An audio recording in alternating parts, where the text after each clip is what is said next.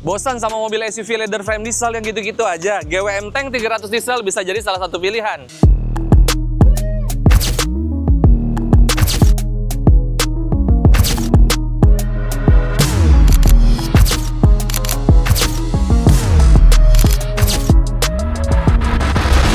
Desainnya boxy, warnanya eye-catching. Dimensi panjangnya 4,7 meter, lebarnya 1,9 meter.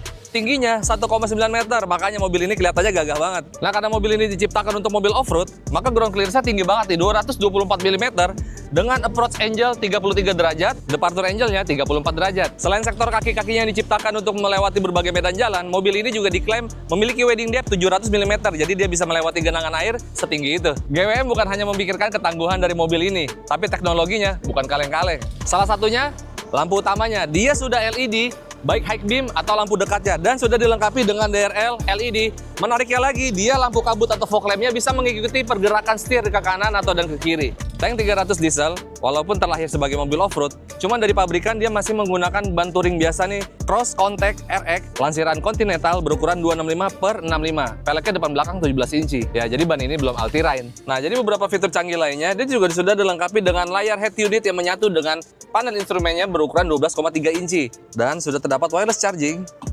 Dan kerennya lagi nih kayak mobil premium guys, ada jamnya di sini nih, gokil. Dan semua bahannya berkualitas, soft touch, bahan semi kulit.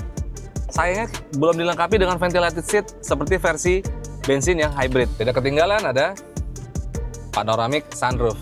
Nah, dia juga sudah dilengkapi dengan kamera 360 derajat dan kualitasnya jernih banget nih, 720p. Dan kita bisa melihat mobil secara utuh. Dan ini ada bantuan assist view. Jadi karena ini mobil over fender gede banget, jadi dia sangat ngebantu banget nih.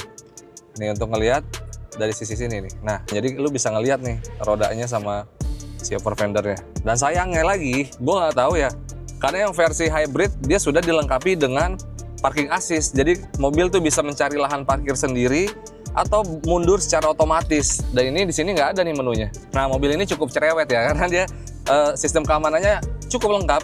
Dia sudah dilengkapi auto emergency braking, front collision warning sensitivity. Nah, ini dia bisa kalian atur nih. Kalau ketemu objek atau kendaraan yang ada di depan, jadi seberapa sensitifnya dia melihat membaca objek yang ada di depannya. Terdapat lane change assist, door opening warning, rear collision warning, rear collision traffic alert. Ini jadi kalau kalian lagi mundur terus kaget tiba-tiba di belakang ada kendaraan yang lewat, jadi otomatis dia cuma memberikan indikator aja kalau ada objek yang bergerak dari belakang.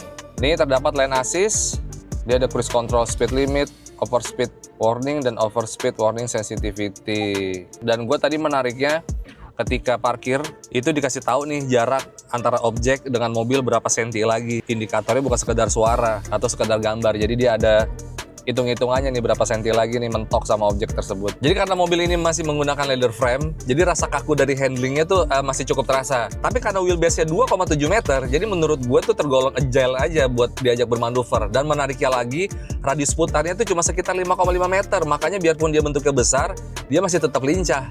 Jadi tank diesel ini memiliki mesin 2400 cc variabel geometri turbo, tenaga maksimalnya 181 horsepower, dan torsi 480 Nm mulai di 1500 rpm, badak juga kan?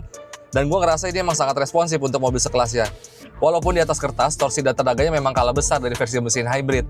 Tapi menurut gue ini sudah lebih dari cukup. Dan ada keuntungan lainnya, mesin diesel ini jadi lebih irit.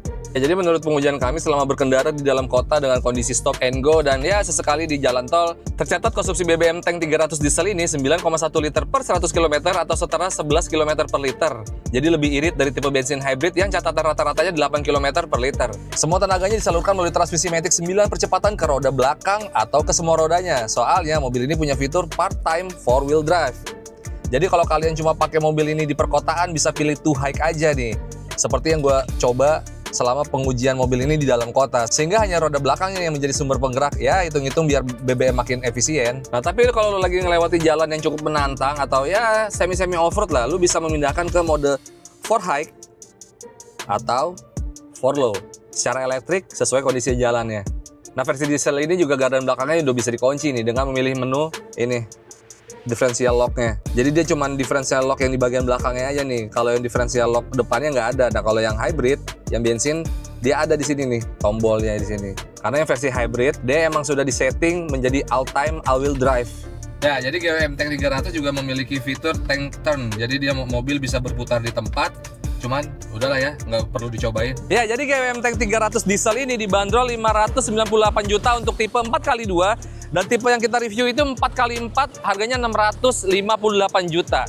Gimana, tertarik nggak sama cumi darat buatan Cina ini? Apalagi buat kalian yang ingin disegani di jalan, tapi budgetnya terbatas.